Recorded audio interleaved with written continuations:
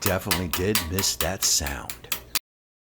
Today's show is going to be all about how to season your Halo Elite4b griddle. My name is Tommy, and of course this is the Gallery Backyard Barbecue and Griddle. If this is your first time here, please consider to hit that subscribe button and ring that bell so you get notified every time the channel does a future upload. So look, on today's show, it is going to be all about why I had the Blackstone griddle in my garage and decided to fire up that Ford F-150 and drive it right back to the store, come home, and order the Halo Elite4b griddle. And yeah, I did pay for it out of my own pocket. So look, we will do a quick walk around. I will show you some of the key features that helped me make that decision, and also we will do the proper seasoning on this. But what I want to do right now is turn the attention to the griddle, and I want to show you one of those key features now.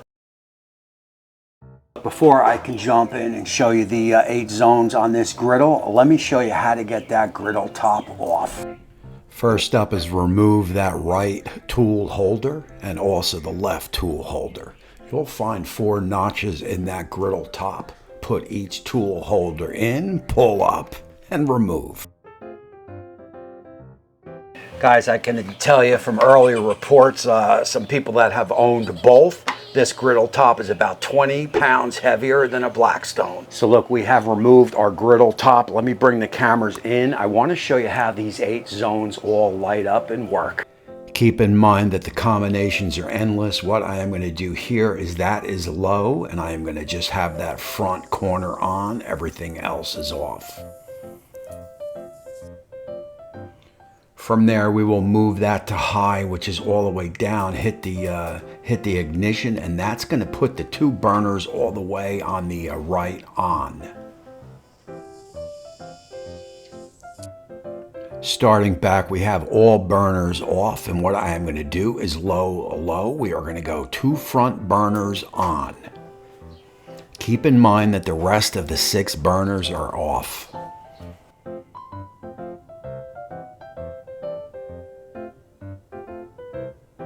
From there, we will move those down to high, and that is basically going to ignite the 4 burners in the middle, leaving 4 on the ends off, 2 and 2. We will keep that right burner on. That is the second one. We will move that first one on the right to low.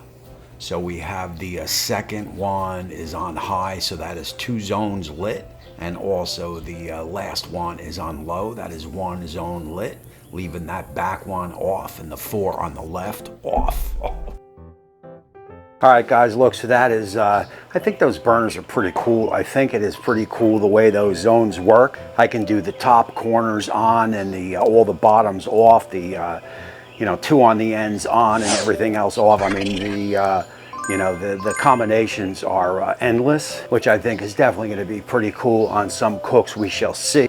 So look, what I want to do right now is let's go in and let's just take a quick look at some of the key features, a little bit of a walk around, and then we will season it up. Guys, right off the bat, let me say nice job, Halo, for not using any glue on your stickered down paperwork.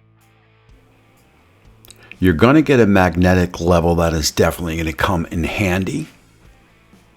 You'll also get that included wrench that you could see sticking on the front. That'll help adjust the legs to where you need them to be. I like my oil leaning back.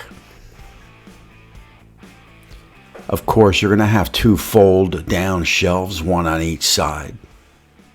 If you were to install this unit tabletop or built-in kitchen, those are legs right there that'll just remove it off the cart and you're good to go. We're going to move in and look at the handles right there. You saw me use them earlier in the video. They just detach and help you lift that griddle top out of the griddle. Moving around to the front, every burner is going to get a little glass right there. If you want to peek in there, you can make sure that you have ignited and you are good to go. Staying up front, that is an included little squeegee. It is on top of the grease trap. Whether that is gimmicky or not, we shall find out. You're going to get wind guards. Now that is key right there. The Blackstone, I do not believe has it. I think the Traeger does. How about 2 front locks on those casters? Let's pull the grill around and show you that grease trap. It is definitely a nice size grease trap. If you pull that knob out right there, you will be able to lean it down and spill it out. Yeah.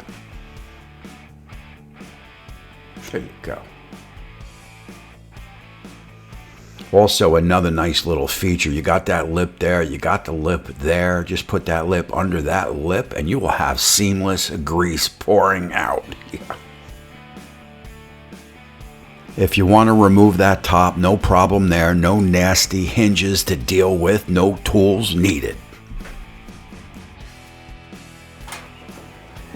So guys, look, those are some of the features that definitely drew me into this griddle. But one of the main features that drew me in, 300 to 750 Fahrenheit griddle surface. That opens up a whole new a whole new ball game on certain recipes for that sear, and we will definitely put that to test. Matter of fact, let's start seasoning this griddle up and let's put it to test. No fancy oils needed. Just grab a good veggie oil and that'll work fine. You got to have some tongs. You're going to need some paper towels and also a laser reader for that temp surface. I am going to start my griddle out just the front burners, make sure they're lit. Then I will move it down and we will light the rear burners. That is 8 zones lit. We are on high right there. Once I apply the first coat, I will lower that to low, low, low, low, all 8 burners. Once you hit temp, say about 400 or so, you can apply your first coat of oil. I am using a paper towel right there. I noticed some fibers coming off the paper towel, so I switched to a fiberless rag, would you say? Of note here, first coating of oil, you'll get a little bit of smoke coming up. On your second coat, there will be more, and third, even more than that. Just wait for that smoke to dissipate about maybe 10-15 minutes and then apply the next coat.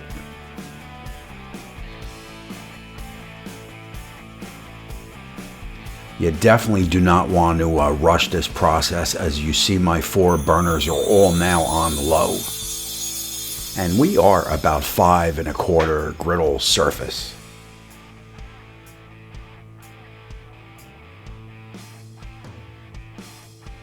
Don't forget to get the rails, the sides, the backs. It is all just as important.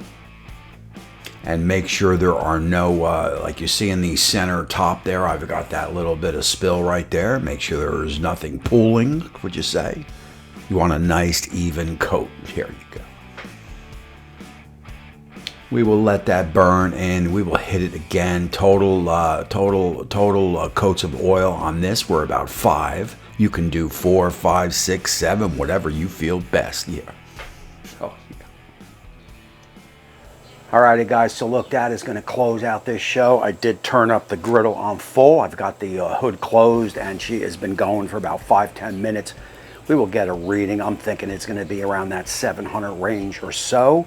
Really nothing to point out, man. This was smooth sailing. I switched from paper towels to the rag as the paper towels was leaving that little bit of fibers on there. No big deal.